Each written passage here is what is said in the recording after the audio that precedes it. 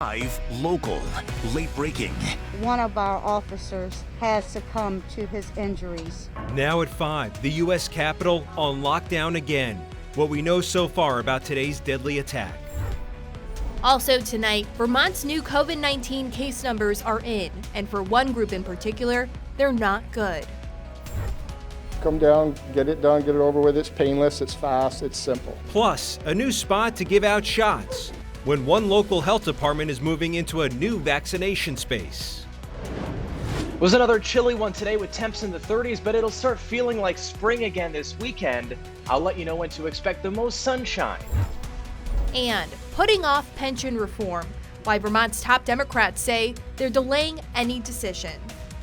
NBC 5 News at 5 begins with breaking news. We start with breaking news tonight. Here's a live look at Washington, D.C., where 2 people are dead after someone rammed a car into a police barrier outside the Capitol building. Right now, we know 1 Capitol police officer is dead, along with the suspect in this attack. Thanks for joining us at 5 o'clock. I'm Brian Colleran. And I'm Alice Kang. The incident sending the Capitol into lockdown.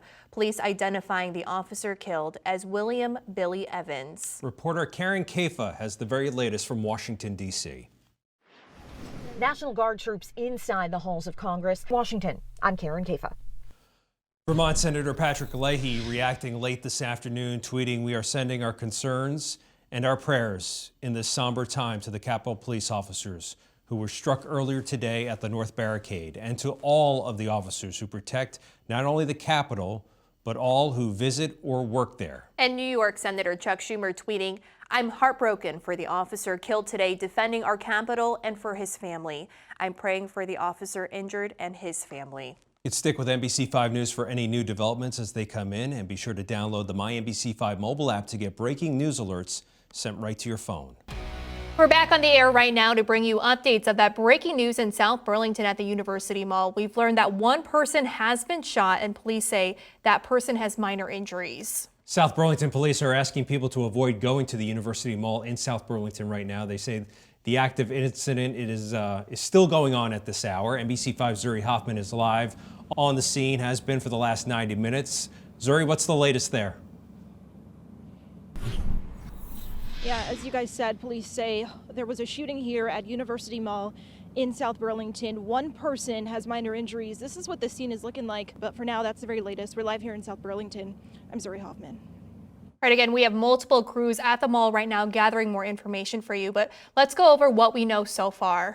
South Burlington police right now are calling this an active incident at the University Mall in South Burlington. They're telling us that one person has a minor injury from a gunshot. South Burlington police and other agencies, as Zuri pointed out, are on the scene right now, and they're asking everyone to stay away from this area. NBC 5 News at 5 begins with breaking news. Thanks for joining us tonight at 5 o'clock. I'm Brian Colleran. And I'm Alice Kang. We start tonight with breaking news. We have just learned that Burlington International Airport is getting a brand new flight destination. The airport announcing late this afternoon they're getting a direct flight to Boston. So soon you'll be able to fly right to Logan International Airport 7 days a week. NBC5's Zuri Hoffman joins us now live from the airport with more on when this flight to Boston starts. Zuri. With breaking news. We start with breaking news tonight. Here's a live look at the New York State Assembly, where lawmakers are currently debating a bill to take away New York Governor Andrew Cuomo's emergency powers. The Senate already passing the bill late this afternoon. Thanks for joining us tonight at 5 o'clock. I'm Brian Colleran. And I'm Alice Kang. The move is in response to the governor's handling of coronavirus deaths in nursing homes. NBC5's Brandon Menard has been closely following this story. He joins us live from Plattsburgh with the latest. Brandon. Brian, Alice, right now the bill is only passed in the Senate with a straight party vote. 43 Democrats voting in favor, 20 Republicans voting against it. Local, late breaking. Now at 5, a severe thunderstorm rips through part of our region. We'll have a live report from where there was a likely tornado. Plus, Vermont has a record-breaking number of new coronavirus infections, whose state health officials are pleading with tonight. I'm Sally Kidd in Washington with some good news on the vaccine front. But this comes as COVID-19 cases are trending upward. And putting forward a new policing plan. What Malone's police chief says is different in this draft. We begin with NBC5 First Warning Weather. What meteorologists are saying was likely a tornado causing significant damage this afternoon in Addison County. This is what the front of one man's house in Middlebury looks like tonight. He was just watching on TV when he heard it. But it was sort of just of a rumbling noise. It was going sort of southwest, northeast. Okay. It went through quick. And it lasted probably only 30 seconds. And then I started looking around and noise, and the cat was so scared he took off, went down cellar, and that's the last I've seen of him. Thanks for joining us tonight at 5 o'clock. I'm Brian Collar, and Alice has the night off. That damage is the result of some strong storms passing through our region. We also have reports tonight of 2 injuries so far, with a child being taken to the hospital. Tonight we're bringing you live team coverage. NBC5 First Warning meteorologist Tyler Jankowski is on the ground in Middlebury, where the National Weather Service has gotten multiple reports of structural damage. But first, we want to get to NBC5's First Warning Chief Meteorologist Tom Messner. Tom, break down exactly what happened here this afternoon. Well, we will do that. First of all, I just want everybody to know we've got no severe weather within our viewing area right now. We sent meteorologist Tyler Jankowski down there. He's in Middlebury right now. And Tyler, what's your thinking on this? Is it likely it's a tornado? What do you think? Tom, we've been here for about an hour off of Painter Road in Middlebury near the Werner's Christmas tree farm. This here right behind me is the house that has the most damage. I believe one of the injured people may have been here. No one here inside right now. But Tom, I would say the damage here is bad. And unfortunately, the news is that some people here have been injured in this storm. So we're going to keep looking around and get you some more information, more reporting here over the next hour and a half. We'll send it back inside to you. All right, thanks a lot, Tyler. Oh my gosh, that is crazy. You don't see that around here very often. We still have some rain out there tonight. The rain is going to be winding down. We'll talk about the weekend coming up, but we'll also go back to Tyler from a meteorology standpoint, find out exactly what we were seeing throughout the afternoon and why we thought we had some trouble on the way. So we'll do all that for you in just a little bit. Right now, though, back to Brian. Tom, thanks. Crews in Vermont and Canada searching for a missing kite surfer from Quebec. According to Vermont State Police, 62-year-old Pierre Dunningen was last seen kite surfing Wednesday afternoon in Missisquoi Bay on the Vermont side of the border. A witness telling police he wasn't wearing a wetsuit or a life jacket. Multiple crews are out looking for him over the last 24 hours using boats and a helicopter. If you know anything about this, you're asked to call Vermont State Police. Right now, crews are actively working to save a man at the Bolton potholes. He is stuck on a rock near the waterfalls. He fell down the waterway around 1:30 this afternoon. Dozens of first responders are on the scene working to get him to safety. We'll bring you any updates as soon as they come into our newsroom. On days like today, it's always great to have our mobile app on your phone. You can track any storm. Use the First Warning Storm Tracker to see the latest forecast from our weather team. The app is free in Google Play and in the App Store. Live, local, late breaking. We've got a snowstorm on the way. We'll let you know when it starts and how long it lasts, and of course, how much you can expect. First Warning weather is coming out. Tonight, how safety crews and you are getting ready for this nor'easter. Plus, parts of northern New York under a state of emergency. What officials are asking you to do to stay safe. Also tonight, how the incoming snowstorm could impact people getting the vaccine shot. NBC5 News at 5 begins with First Warning weather. Right now, a winter storm is dumping snow on parts of the East Coast. New York City and Philadelphia already seeing about a foot of snow, and this system is coming our way. Thanks for joining us tonight at 5 o'clock. I'm Brian Collar. And I'm Alice Kane. Tonight we're tracking the winter storm that could leave some of us with more than a foot of snow. We're bringing you live team coverage tonight. NBC5's Zuri Hoffman and Elena Barilla has a look at how our region is preparing for this winter storm. NBC5 First Warning meteorologist Tyler Jankowski and Chief Meteorologist Tom Messner are keeping a close eye on this storm. So Tom, let's start with you. What's the latest forecast showing? Okay, guys, the snow is going to move. Live, local, late breaking. Workers are putting up a perimeter fence all around the Capitol. Why today and not yesterday? Now at 5, the questions are rising about what weaknesses allowed chaos to unfold at the Capitol. plus a group of Vermont Republicans returning from D.C. and the president's rally. Also tonight, why a frustrated group gathered outside of Congresswoman Elise Stefanik's offices today. Or government thereof. Or government thereof. So help me God. So help me God. And it's Inauguration Day in Montpelier, scaled back due to COVID, and with the attack against the U.S. Capitol still hanging overhead. NBC 5 News at 5 starts now. We start with a live look at Washington, D.C. tonight. From this view, things look pretty much back to normal outside the Capitol building as the sun goes down tonight. But inside, a very different story. Damage and debris, boarded up windows, broken glass. The aftermath of a mob making a mess of a symbolic building and democracy. And tonight, as a nation, we work to pick up the pieces. Thanks for joining us tonight at 5 o'clock. I'm Brian Colleran. Right now, calls are growing in Congress to remove President Donald Trump from office with just 13 days to go in his term. I joined the Senate Democratic leader in calling on the Vice President to remove this president by immediately invoking the 25th Amendment. And today, more members of the Trump administration are resigning, pointing to the rioting that claimed 4 lives. The question remains, how did it all happen? Reporter Whitney Wild is in Washington with the latest. Live, local, late breaking. I feel very good. The power to change this country is in your hands. Now at 5, Election Day is here. Your vote will decide the race for the White House. And it will determine the outcome of races here at home, the next Vermont governor, lieutenant governor, and more. In northern New York, who will win the rematch for the 21st District congressional seat? And New Hampshire voters selecting who will guide the state for the next 2 years.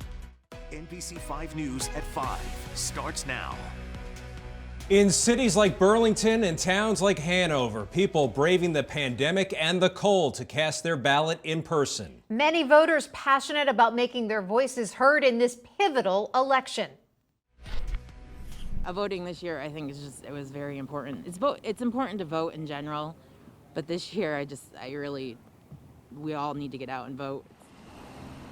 Millions of Americans voting as Campaign 2020 comes to an end. And we're seeing record turnout in many places. Thanks for joining us this Election Day. I'm Stephanie Gorin. And I'm Brian Colleran. We're bringing you live team coverage following the local races that impact you. NBC5's Stuart Ledbetter, Ross Ketchke, and Elena Barilla are all standing by. But first, an update from Washington, D.C. for the latest on the race for the presidency. Here's NBC5's Matt Pritchard. Tonight, we have live team coverage for you showing the latest reopening efforts in our region. NBC5's Elena Barilla is live in Plattsburgh covering those parties that led to more coronavirus cases as the North Country just starts reopening. NBC5's Matt Layton is in New Hampshire following restaurants opening their doors again. NBC5's Stuart Ledbetter was at Governor Phil Scott's press conference today where the governor had a lot to say. But first, we want to start with NBC5's Liz Streppa as retail stores were able to reopen in Vermont. Liz. NBC 5 News at 5 starts now. This week provides us with the greatest hope and reason for optimism since this terrible pandemic started so many months ago. Leaders from our region embracing much needed good news today as the first coronavirus vaccinations begin in Vermont and New Hampshire. Both states receiving their first shipment of the Pfizer vaccine yesterday with more doses expected to keep coming. Thanks for joining us tonight at 5 o'clock. I'm Brian Colleran. Live, local, late breaking. Now at 5, Vermont's governor unveils his COVID-19 exit strategy to end the state of emergency. We have roughly 90 days to go. 90 days to stay united so we can get back to normal. How each step forward will impact you. Also tonight, come one, come all. Every New Yorker 16 and older now eligible for the coronavirus vaccine shot. But for teens, locations are limited. We'll explain. I'm Sally Kidd in Washington. President Biden announces a new timeline for vaccine eligibility. What you need to know coming up. And his plan for the American Rescue Plan. How Vermont's governor hopes to use $1 billion from Washington, D.C. NBC 5 News at 5 starts now. Thanks for joining us at 5 o'clock. I'm Brian Colleran. And I'm Alice King. Tonight, we're following two major steps forward as our region continues to fight the coronavirus pandemic. In New York, vaccine rollout with eligibility opening up to everyone 16 and older. And in Vermont, restriction rollback as the governor outlines his timeline for a full reopening in the state. Tonight, we're bringing you live team coverage on these developments. NBC5's Elena Barilla has what younger New Yorkers need to know before booking that appointment. But first, we start with NBC5 Stuart Ledbetter. Stu, the governor laid out what he calls a roadmap to reopening. He's steadily easing restrictions on all businesses, gatherings, and travel between now and the 4th of July. But why is the governor so optimistic? The vaccine. It's just that simple. Alice? Thanks, Stu. And now that New Yorkers 16 and older can get a COVID-19 vaccine, where can teens actually get the shot? NBC5's Elena Barilla is live in Plattsburgh with the latest on rollout in the North Country region. Elena. Live in Plattsburgh, Elena Barilla, NBC5 News. Elena, thanks. Turning to the latest case count across our region tonight in northern New York, 31 new cases in Clinton County and 1 additional death. 1 new case in Essex County, 6 in Franklin County, and 20 in St. Lawrence County. In Vermont, 106 new cases reported today. 25 people are in the hospital. 5 of them are in the ICU. And in New Hampshire, we're still waiting for today's update. Tonight, New Hampshire Governor Chris Sununu is self-monitoring for COVID-19 symptoms after someone in his office tested positive. The governor's office says the staff member hasn't been at work since Thursday morning and has very minor symptoms. The governor hasn't been identified as a close contact.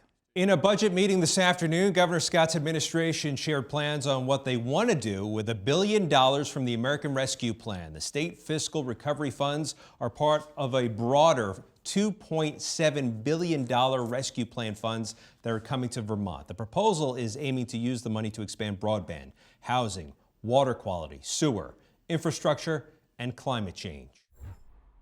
We have the benefit of time. Time if needed to ask Congress to relax some of the hurdles we may encounter or expand the flexibility, because we do have nearly 4 years to spend these funds. Secretary Young says they're still waiting on federal guidance, but they want to have a conversation with the legislature to get on the same page about how to allocate the funds to different projects. We're going to have more on this announcement tonight at 10 and 11 right here on NBC5. President Joe Biden is calling on states to open up eligibility for COVID-19 vaccines to all adults by April 19th. That is 2 weeks ahead of his original May 1st deadline and comes as the U.S. surpasses another milestone of 150 million doses administered since he took office. NBC5's Sally Kidd is in Washington with the details. Brian, Alice, the president says it in Washington. Sally Kidd, NBC5 News.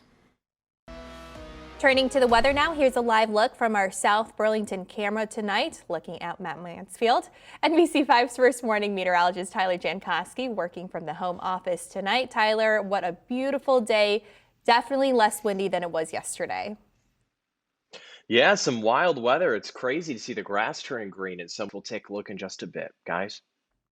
Tyler, thanks. New tonight at 5, a deadly shooting at a Rutland hotel over the weekend may have been an accident. 18-year-old Khalik Richardson of Rutland is accused of shooting 19-year-old Jonah Pandiani to death at the Quality Inn on Saturday. The U.S. District Attorney for Vermont says Richardson claims he was under the influence of cocaine at the time and that the gun had accidentally fired. Richardson was arrested by the FBI today because he wasn't legally allowed to have that gun. He could face up to 10 years in prison and a $250,000 fine. Accidental carbon monoxide poisoning may have played a role in the death of 2 people in Orange County. Vermont State Police telling us the bodies were found in an SUV Saturday at a home on Parker Road in Vershire. The deaths of 28-year-old Cody Coburn of Vershire and 36-year-old Joelle Ryder of Sharon are not being called suspicious. Results of toxicology reports could take several weeks. Well, tonight, some of Burlington Mayor Murrow Weinberger's biggest critics are reacting to his State of the City address. It was highly anticipated following recent controversial events in the city. The Peace and Justice Center says they're hopeful his words will turn into action. Mayor Weinberger says improving racial injustice throughout the city is a top priority. A key to that success will be the work done by the city's Racial Equity, Inclusion, and Belonging Department. This includes police reform, home inequity, and pandemic disparities. By the end of this month, I will issue an executive order to formalize the racial equity toolkit that REIB has created, make it public, and require its use every time we develop a new policy or initiative. The mayor plans to work closely with the Racial Equity, Inclusion, and Belonging Director on a toolkit that's been created to help all departments look at different projects, budgets, and policies through a racial equity lens. Still ahead here at 5 o'clock, it's not just surfaces that need to be spick and span. What you need to know about pandemic cleaning. Is getting your child to clean up their room one of your toughest jobs? Stay tuned, I can help. First with Kids is coming up next.